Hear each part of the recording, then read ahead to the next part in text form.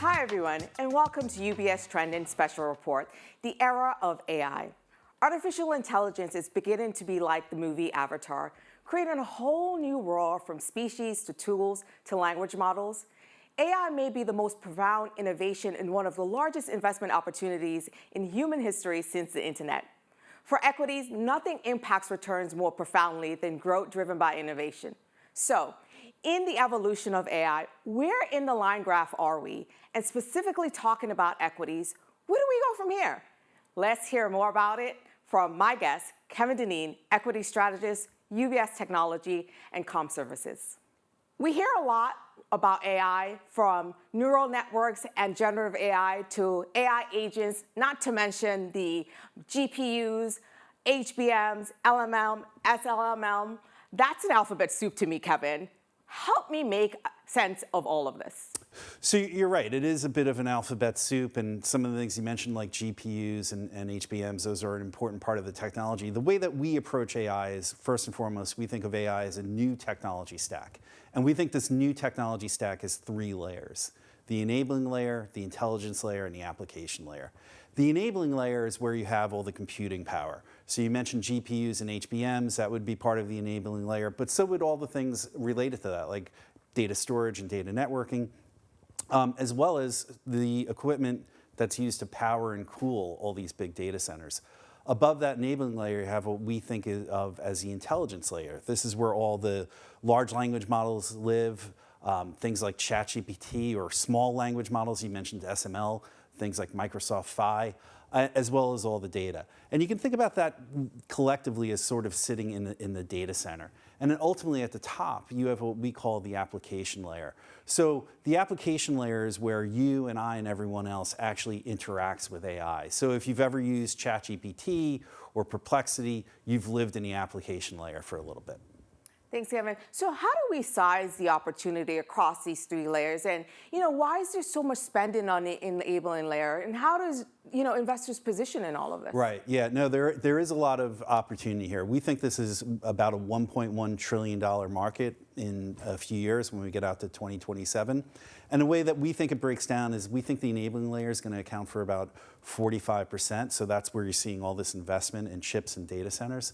Above that, we think the intelligence layer, that will account for about 20% of that revenue opportunity, and a balance, or about 35% at the application layer. And I think one of the reasons that you're seeing all this investment is because, remember, AI has been around for multiple decades, but it's hit an inflection point, particularly because of generative AI and large language models. So that's driving a lot of investment, and that's why you see so much of that revenue opportunity in what we call the enabling layer.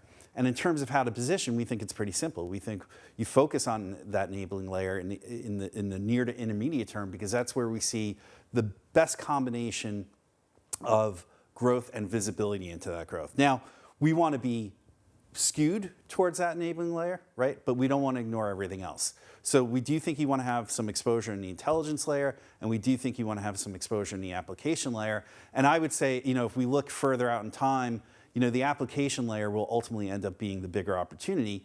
But in the near to intermediate term, it's the enabling layer where you're going to see a lot of revenue growth, and we have a lot of visibility into that revenue growth. So that's where we want to tilt our exposures to.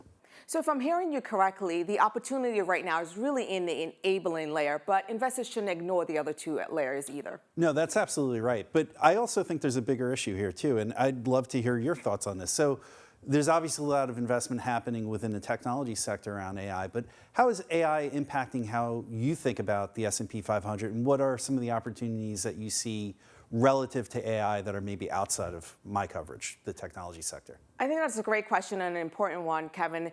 As you've noted, AI is a large opportunity. It could be an over $1 trillion revenue opportunity over the coming years.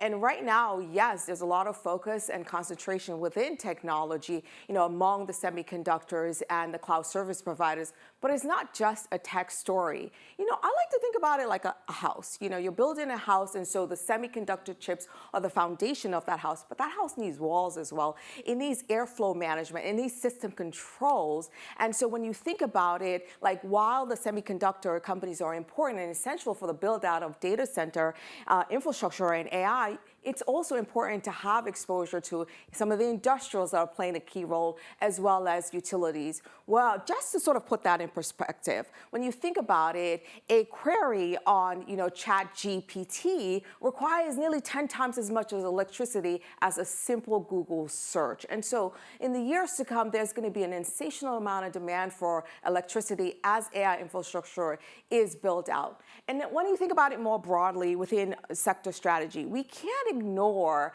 some of these secular trends, these structural transformational trends that are happening. And when you think about it, since the launch of ChatGPT in November of 2022, the MSCI World Index, half of the returns from that has really come from those AI-exposed names. Even when you look at the S&P 500, more specifically year to date, you will see that the returns so far this year, the sectors that are outperforming, technology, communication services, as well as utilities. Why? Because they're exposed to AI. And so these are part of the reasons why we have within sector strategy an attractive view on information technology and utilities. We think that it's important to have exposure, like you said, to the enabling layers, but you can't ignore the other stuff either. Yeah, I think that house analogy that you used at the outset, I think that's a really apt description of this whole ecosystem play that's happening within AI and how there's AI beneficiaries outside of the technology sector. I think that's a really important point. Thanks for that, Kevin. Our forecast does call for significant investment in that enabling layer, but there's been some concerns about monetizing that investment. And so can you give us some real-world examples on how companies are monetizing AI today? It's a great question, because we have to eventually see monetization to sustain these levels of investment that we're thinking about. I would say first and foremost, what we see out there in the real world is generative AI being put to work more on the cost and productivity side than the revenue side. And I think we see enough real world examples out there to be optimistic. So I'll talk about some examples in customer service, in retail, and in media. In customer service, there was a joint study done by Stanford and MIT. They looked at the impact of generative AI tools on customer service agents. They're seeing a 15% increase in productivity with higher customer satisfaction scores. Telecom Italia, they're the largest telecom operator in Italy. They talk about their customer service agents seeing 20% gains. And we hear similar stories from US carriers of higher productivity gains and higher customer satisfaction scores. In retailing, we have examples from Walmart and Radisson.